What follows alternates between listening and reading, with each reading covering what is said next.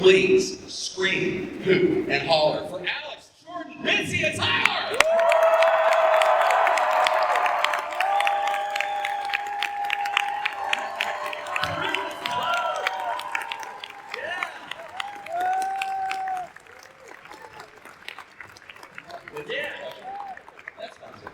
Hey.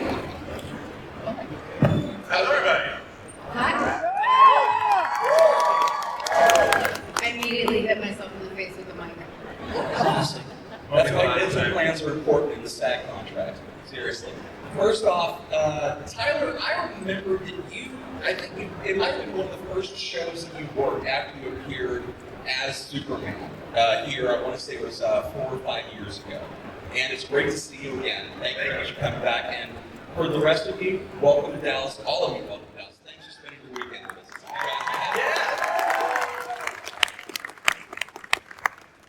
great. Bitsy, I wanted to start with you because I was sitting there looking at the program and I was saying, okay, study. Not Elizabeth Bitsy, but it's not a diminutive. Talk a little about the name that you're actually honoring by using Bitsy. Elizabeth was my grandmother's name. She went by Betty. Bitsy was her husband, my grandfather. His name was Walter Scott Tulloch, and he was a bomber pilot in the Air Force. And when he was little, his older sister Catherine just started calling him Itsy Bitsy Baby. And then the nickname stuck for him. And then when I was born, he passed away when I was 11, so I didn't have as much time with him as I would have liked, but we were really attached at the hip. And so people started calling me Bitsy as well. And yeah. Very great. The show took a break this week, so we can all basically catch up. All right, there may be spoilers in here, so who's not up to speed on the show? All right, I'm not going to tell you to plug your ears and do that because we're in the middle of this thing. But we did take a week off after some really, really horrifying bits from the inverse. So, with 2 episodes to go in this season, with everything else on the line, what can viewers expect? And it is spoiler-free nature as possible because you started taking flying lessons. You had to also figure out that your girlfriend can never see you again. Your sister may or may not have finally shrugged off the inverse cult, and you're in a hospital bed. So what can we expect from the last 2 hours of this thing? Because good God, man. I think you can expect to see people taking risks that you've never seen them take before, and I feel like that's saying something when it comes to Superman and the family. So I think you're going to see people really grasping for straws to see how they can get out of it. There has to be some kind of resource for each of you because the story is so dense, there's so much more. And in the Redheaded, that says a lot, but there's interwoven characters from a decade of Redheaded shows, and as they were rolling you two out into Crisis and Infinite Earths, all the way to Supergirl, to your own shows, it starts to become more and more intricate. And I'm curious if there's a resource you go to when you're going through your script read at the beginning of the week and you're saying, I'm sorry, I'm lost. What was this again? So is there a resource like that available for you? The internet. But who can trust that? It lies all the time. I mean, I guess if I really was perplexed, I would reach out to Todd Helbing, who's our amazing showrunner. And if he doesn't know, we have a couple writers on the staff who know everything there is to know about the comics. And if he's not sure, he's like, oh, this is really more of a question for like Adam. And then I would reach out to him and ask it. And in the beginning, I remember I was trying to catch up experience-wise. I was really young when I signed on to the show. I wanted to make sure I was doing it right. So I would call up the writers often and make sure that what I was doing was along there. I wasn't along there around, doing the best I can out here, living vicariously. In Dallas, let's hear it, Dallas! Yeah! Jordan, you ever get pissed that they didn't give your character powers as well? No. People have been coming up all day and they're like, you need powers, tell me, like, low-key, I won't tell anybody, you need something. And I'm like, look, I don't want powers. because I think it's going to be a lot more interesting to explore the narrative of Jonathan not having powers and how he grows up in that way. And I also think that it leaves a lot of room for like a nice storyline in Lois, and sort of how her teaching me to cope with that, right? And she has to grow up around this, and she probably feels helpless all the time. And She never feels helpless. Bitsy does not. Bitsy does not ever feel helpless, I would say, or at least she wouldn't admit it. Yeah, no, I mean, I think that it'd be fun to have powers, and obviously, I know there's a few people in here that haven't maybe made it part through season 2, but you've probably seen the pictures of me in the suit. And there's something going on there. I won't say too much, but obviously, I had powers in one way or another, but actual Jonathan himself on Earth Prime as we know it, I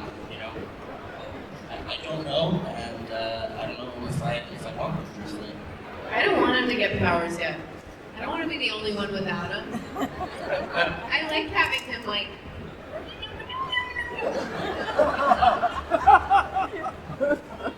The last episode where you're showing your son how to actually fly in the Fortress of Solitude and in the Beggars Canyon Run, which, if there's ever a joke that will never get old, it's, wow, that's a pop culture reference from the 80s. What does that mean? Because, good God. But I don't think I've ever seen that much glee on Superman's face than when you were actually watching him fly correctly. Did the directors basically go, just let loose with it, just give it all of it? I specifically remember that because Alex and I were working the other day. Every once in a while there's something in the script and we'll do it once or twice. And for whatever reason, I'm just kind of, I have to do it once where it's not all the way for some reason to realize that it needs to be. So we did the thing where we land together and it was like, oh my God, that was amazing, that was so cool. And compared to what ended up on screen, I probably did like 50 to 60% of that. And they cut, they're just making some adjustments. And I went up to Alex and I was like, hey, I think we're gonna have to go like all the way with this. He's like, really? I'm like, yeah. I was like, just be ready on this next one. I was like, it's gonna be a lot. He's like, okay. So the next one we did it, yelling and screaming like crazy. And the director was like, that was great. I was like, I know it needs to be everything. Just like, that's the thing for me with Clark, like we don't get to do the Metropolis, like him kind of being the goofy, stumbling, bumbling guy. So for me, it's like, okay, what takes the place of that? Because it is such a special part of Clark Kent. And for me, it's like seeing him as excited as a human being can possibly be as dad.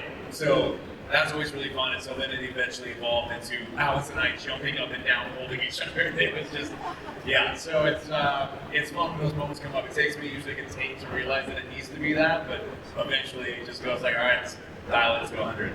And that was my first real experience also going up and staying up for quite some time. There were points like in episode 9 where he flies for a bit. He keeps flying for a bit even in episode 11, but really doing that horizontal. And basically what they do is they put you in a thing called a tuning fork that looks like this. And my hips are on my finger. So really what it is this massive trunk lift that you're doing for all this time. I don't know how Tyler does it constantly, except that he's brutal Superman. And it was really fun getting to actually kind of fly for the first time while my character was really flying for the first time. Believe me, the look of joy on my face started to evaporate by the end of the day as my back started to give out on me. That's the real reason why you don't want powers, isn't it? Because you don't want to have to run around with that grid. I did that like twice. And I was like, it's not going to happen again. Especially when because the tuning fork is one thing, right? Because you kind of, you have support kind of like under your hips. But then there's another one that, I don't know if Tyler knows what it's called, where you're just like free floating and it's just like all over. Like, it's just like digging into your hips and your back and other areas. And it's just rough. It's just rough.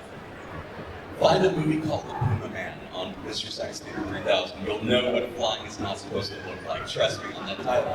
Let's start over here with you. Okay, I didn't expect you to go to this surprise. Okay, so, hello. My name is Jordan.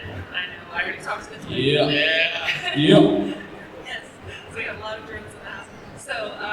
my question is for Tyler, and so if y'all don't know, Tyler voices Sephiroth in the Final Fantasy VII Remake, and he does an incredible job in it. So I know you answered a question kind of similar to this, but my question, I don't think you've answered this before, so anyway, I'll get to it.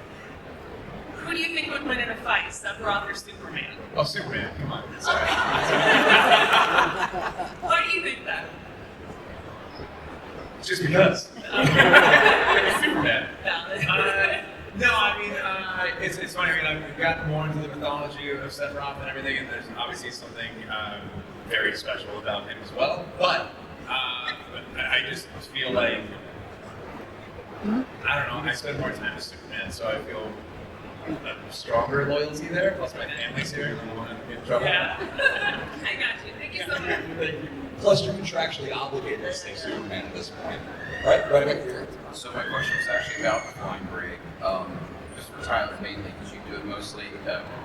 How do you emotionally deal with like 8 hours of being lifted up and down? Honest answer, the first time I did it on Supergirl, I remember they kept telling me like, hey, let us know when you need breaks, like it can be a lot. And I remember my answer was, my dad's probably on hour 18 of his 24-hour shift right now, so like, I'm good. Like, that's really for me, it's just kind of a perspective thing. So it is a lot, but I also signed up for the job, so it's really not my place to complain about it. I knew that's what it was going to be. And genuinely, like, everybody has difficult things about what they do in life, generally, or work, or whatever. And for me, it's, you know, my dad still works 24-hour shifts at the hospital, so I can stand a few more hours in the rig. Is he a doctor? He's an ER doc, yeah. That's what we're going to ask you. Thank you for your service, especially over the last couple of years. Good God. Right over here. Hello. I have a question for my friend over there, Stetson. He would absolutely die if I said anything to him. But What's up, Stetson? it's for Tyler. That's it. He wants to know, how did it feel when you found out that you would be working with the Teen Wolf Caspian on the movie? I'm super excited, man. That cast is such a special cast. I'm really lucky that I can say that again about this cast. People usually only maybe get one of those casts in their lifetime, and I've been lucky enough to have at least 2. So that's like another family that I get to go back to. So to know that we were all going to be able to be in the same place at the same time, and one of us was going to have to run off to go do something else was pretty special. So we had a lot of fun making it. I hope whoever is a fan and wants to watch the movie, I hope you guys enjoy it. It'll be out later this year. So. Alright, that's awesome. Thank you. Over here. Hello.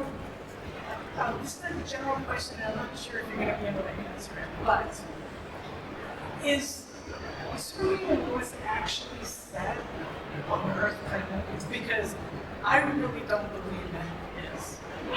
Mainly because of the color of their eye lasers. Oh, the eye lasers? Yes, because on your show, Uh-huh. they're red. Right. When you were on all the other shows, the Arrowverse show, Uh-huh. you're blue. Oh, interesting. Yes. Interesting. So I That's think you're on Earth running. Well, that's probably strictly a VFX question, like who's doing it. I was thinking it was a hot point for 3. I think you're going deeper than the rest of us are going. Also,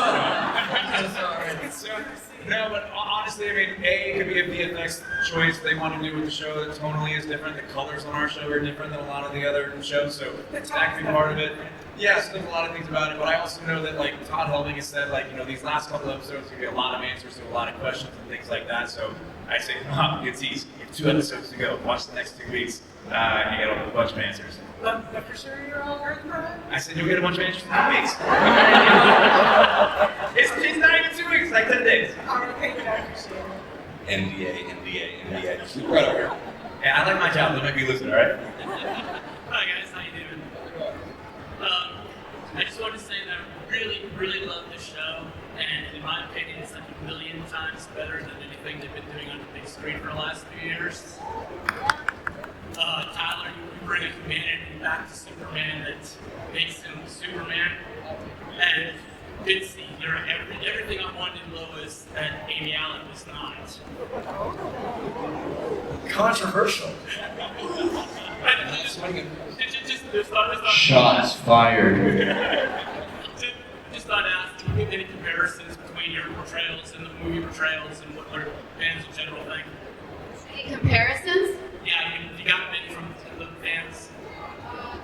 I've never seen any iteration other than a couple of the Donner films. I love Amy Adams as an actress. I've never seen those films. I think Tyler and I both have very little exposure. Don't watch them. But I think it was because when we got the roles, I think we just trusted that we were cast for a reason, and whatever we were bringing to it is like what they wanted to see in this current iteration. So I think it's very natural and normal to make comparisons, and people have favorites. You have clearly expressed more. little vague. Yeah, but yeah, we just hope we're doing. The only thing we can do is like the best I can do in this moment, for this moment. There will be another Lois Lane after me. There will be another Superman after him. It is what it is, and for now, I think we both feel very grateful that we get to, embody such cool characters and such iconic characters. Thanks, you did a great job. And let's hear for Bitsy's performance as Lois Lane. Gotta tell you, you brought that Margot Kidder sass, and I'm sure the producers are telling you, don't bring any of the baggage from a previous performance into Superman or Lois. We don't, just so we don't get that kind of specific direction. Oh, right. No, this has been something that, I mean, from my very first conversation with Greg Berlanti back in 2015 or 16, whatever that was, so like all of our early talks with Todd Helbing and the shows, everything is very much focused. It's kind of like, for me, it's like a sports thing, like a locker room thing, where it's like, we focus on our team, the media talks about all the other teams and everything. It's like, we're just focusing on what our team is doing. Like, it's very much the same. Like, we focus on what we're doing. We don't, like, everybody's gonna have their favorites, like she said. So people are gonna compare, but like, we don't sit there and do that. Like, our time is spent on what are we doing and how do we do that the best that we can to suit the story. And it's really like that simple. Love that. Totally love that. Over here. Hey, this might be like a bland question, but it's for all of you. What is your like biggest inspiration? What like gets you up out of bed every morning, and what's that driving force for you? Literally, my daughter gets me up out of bed every morning. So I was dating this guy. Actually, the worst guy I ever dated. I'm not gonna say his name, but he said something to me once that it was so poignant, and I think he was just struggling at that moment, and he said, I woke up today. Today was not promised me. And I think about that a lot. So I would say it's really just trying to, I try to live my life with an extreme amount of gratitude. Alex? Hey. Yeah. What gets you out of bed? My alarm clock. Not always. Sorry, it only happened once and I'll never let him live in it. I was late once. This is gonna sound so cheesy, but it's all you guys. It's getting to sit at that table, and even the people that don't buy anything, I just talked to them for so long about how this show has brought a whole family together, and what a gift that is. You know what I mean? To work on a show where little kids enjoy it for their own reasons, teenagers enjoy it for their reasons. A lot of our storyline, and adults enjoy it for the adult storyline that is them raising us. That's magical. That doesn't happen very often. So no matter the size of the audience of the show, and it is considerable, it's large, but no matter the spread, the depth that each of the fans have for the show is incredible. And that's why I do it. Not in a paycheck. No. But seriously, that's why I'm thrilled to be working on this show. And it's not just a show that, were I to get it at that point in my career, I would have said yes. But there's a reason that I show up with a smile every day. It's all of you guys. Jordan. I would say I get up out of bed every day to fight for myself, to fight for my family, and to fight to be a better person, to be able to serve my family, to be able to serve God, to be able to serve my friends. But I think it's important that I think that the forefront of that for me is definitely my family. My mom, my parents, my brother. I know they're gonna have my back no matter what. No matter what happens. I could be anywhere right now, and I know that they've got me 100% all the way through. And I think that's just important to keep in mind. We're all living in a tough time right now. We're all going through something.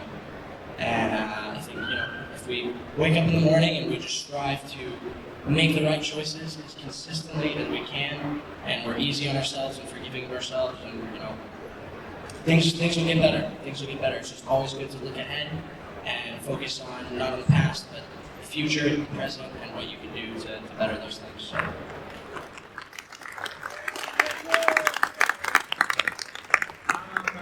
I would say always believing in a better future. That's a very general one, but I think always thinking that whether it's on a micro scale or a macro scale, that things can get better. Doesn't mean they will. That doesn't mean they can.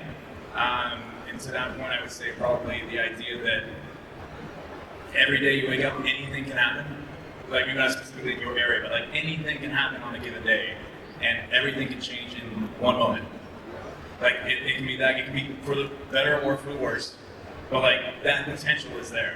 Anything can happen and everything can change. It just takes one moment for that to happen. So for me, it's just this endless curiosity of what is going on and what is happening and what can I do to participate, whether it's big or small. It doesn't matter if you're meeting one person that day, but big or small, what can I do today that makes this a better place? And that's probably it. Thank you. Steve, what's the one question, my friend? Great question. Hello, Superman. As a retired teacher, I'm always very interested to know if there was a teacher or a mentor or somebody in your life that inspired you to do what you do or be who you are. I would say outside my parents, my immediate family, my high school baseball coach, the most influential person in my life, for sure. Just in how I approach things and deal with things and handle adversity and things like that. And how I work together in the team aspect, all those things. My high school baseball coach and teammates, hands down. So thank you for what you do, because you guys are heroes. There was sort of my senior year of high school. I was doing very academic, and I was doing a lot of AP classes. And Mr. Floyd, who was this Irish guy, taught my AP. I thought BC calculus, which was an advanced calculus course, and he knew I was really overwhelmed by my workload and all the classes I was taking, and he would meet me there early, sometimes to just help me work on stuff that I couldn't wrap my head around or didn't really have time to, and he did not have to do that. And I think about him often and just how kind he was. And yeah, man, teachers are awesome. Thank you.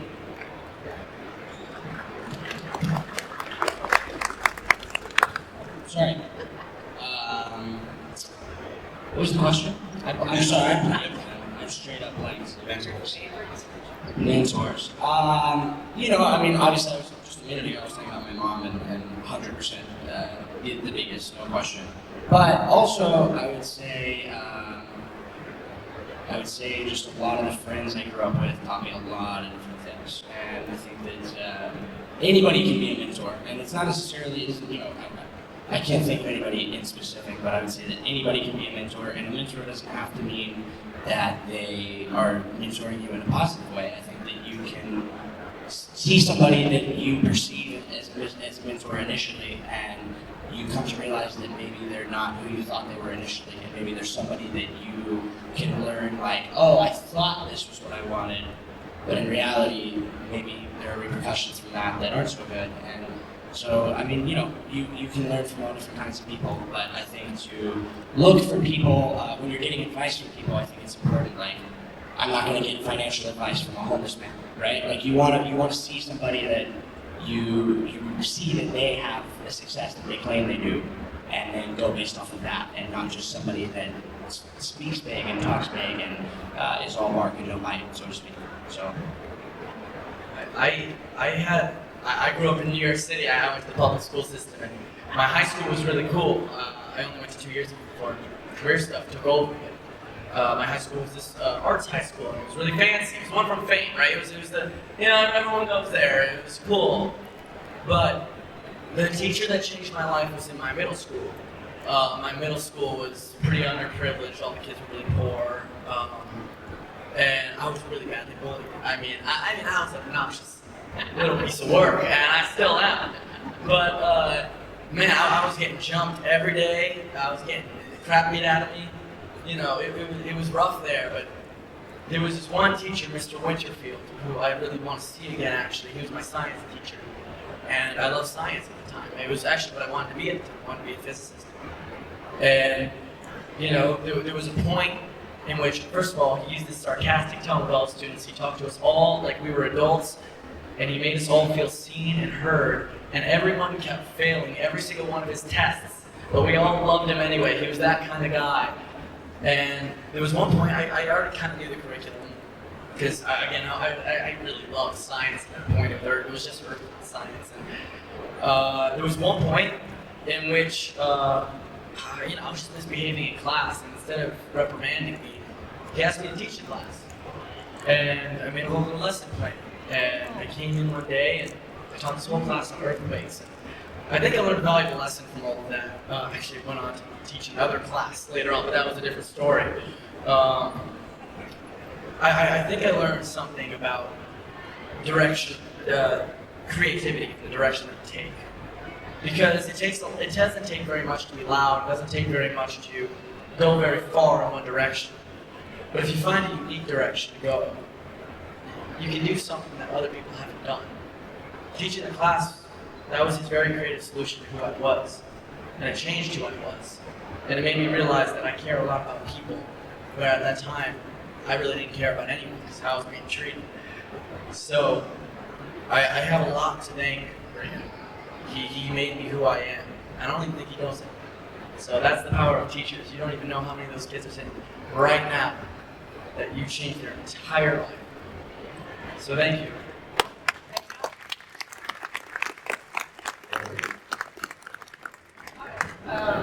This is like the first time we've ever seen Superman's family. So I'm just wondering, what was it like to take that on and know that you're the first ones to do that? I think that was the exciting part about it. I think for both of us, it was something new. I always like to say that it's fun to be a part of their origin story, and to kind of be that mentor to them. So it's a completely different story from his perspective. But I think that's what makes it. What makes it exciting for us is that we get to come in and try something that's never been done before. So that, to me, that was one of the biggest reasons why I wanted to do it.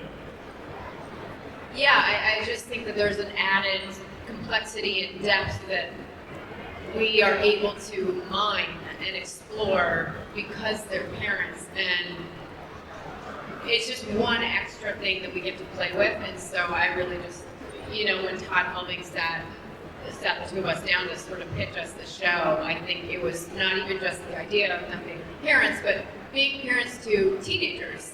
It would have been a totally different show had they been 6 or 8. Teenagers are complicated and they're hormonal. And so I was extra excited when I found out that they were going to be slightly older, and not because in Crisis we had a little baby. It would have been a totally different show had they just, given us a baby or two.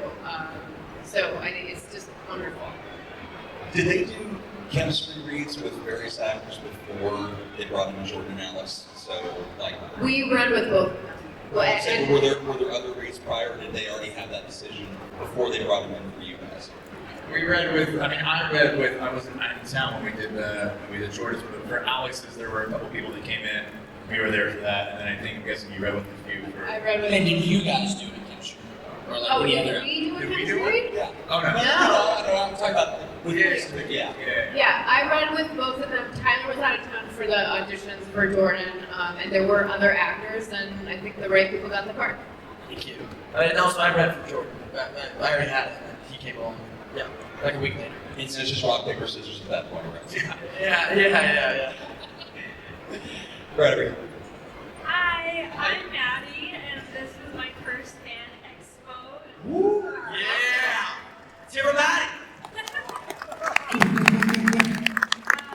I did have a question for Tyler because I was absolutely obsessed with Teen Wolf growing up, and I'm out of my mind excited hearing about the new movie.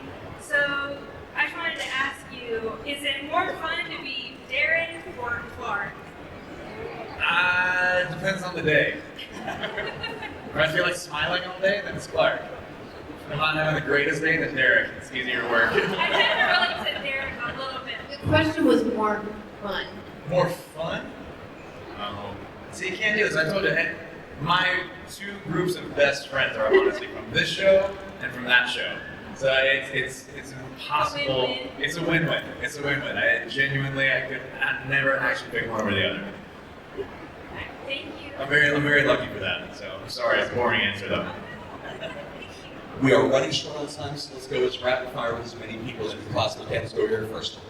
Hey, my name is Aaron, and I actually have a twin brother, so Jonathan and Jordan's relationship has been like one of my favorite parts of the show. Hands down. How we doing? My question is for all of you, or if any of you, is season 2 when we see like the Bizarro or the Inverse. There's a lot of like songs with the band need. I just wondered like if you all knew who was involved in that, like whose idea that was, or how that came about. I don't know whose ideas that was, but I do know every time they talked to us about it, they were really excited about it. So it was definitely like a very intentional thing. I just don't know whose original intention that was. The band's name is called We. Yes. Yeah, it started in one. I've never played that one. Yeah. Yeah. Well, I'm glad you enjoyed it. It sounds like. Great. Good. They're a very interesting and peculiar band. Have fun while listening to them. I'm going to. Good God, yeah. Right over here. Hi, I was wondering, what was y'all's most memorable audition, whether it be good or bad? I got one super quick right off the bat. First audition I ever did, I went to go audition for Annie Get Your Gun at a local theater up north towards Austin. And I went in and I did with theater auditions you have, it's not like this, it's not just acting, you have to dance and you have to sing and you have to do a monologue too.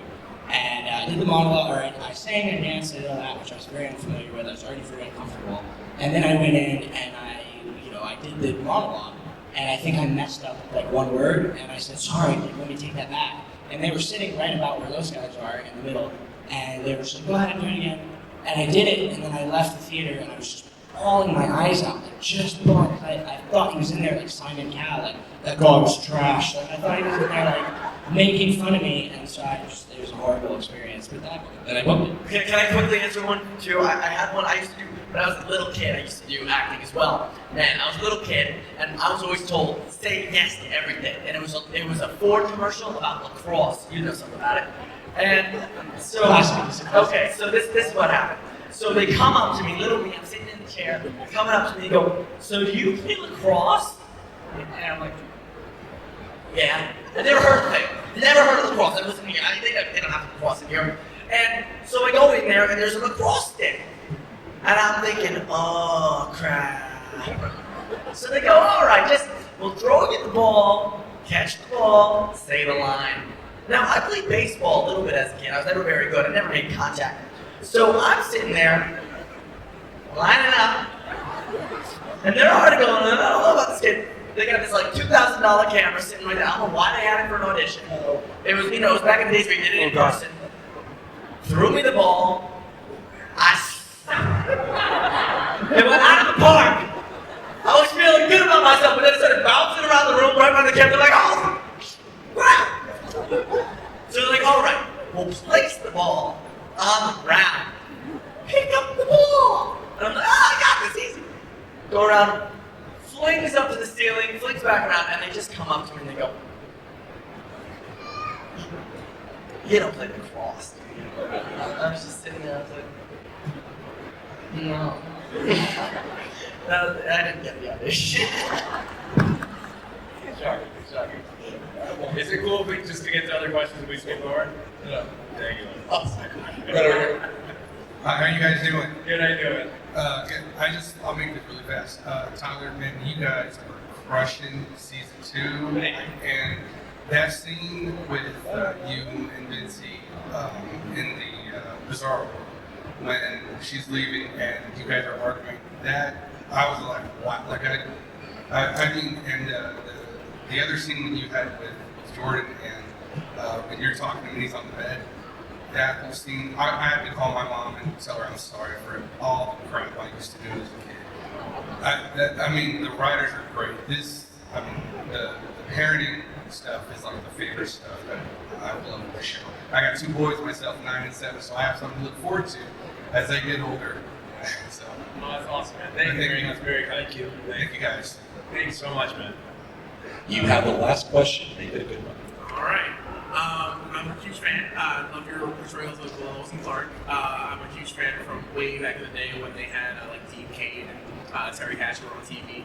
So my question is, for all of you, you got to play your inverse characters this season. Which of you prefer your inverse character to your main material playing character, or Prime, or My inverse character had some great hair. That's debatable.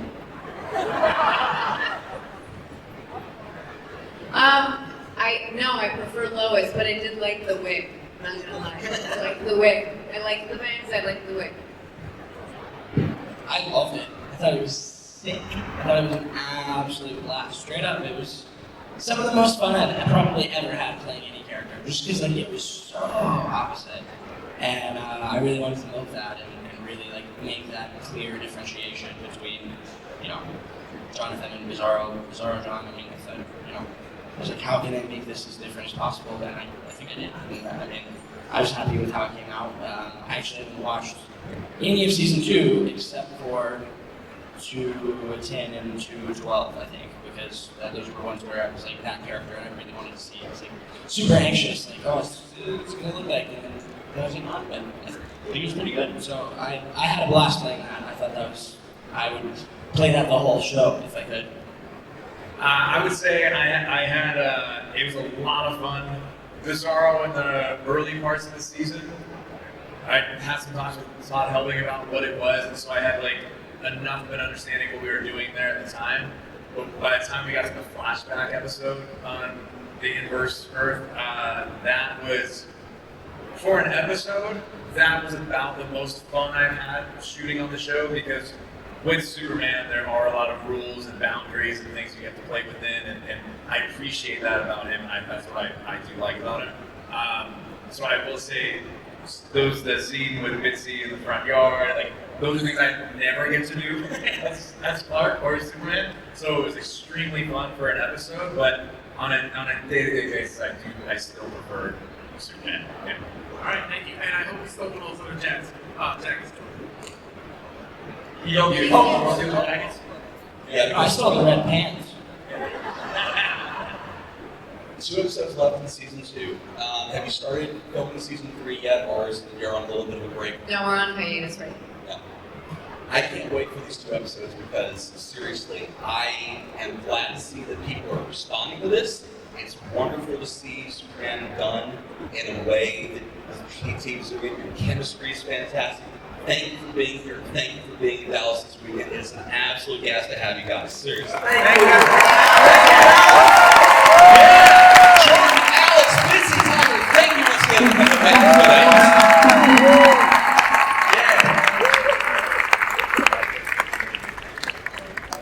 Yeah.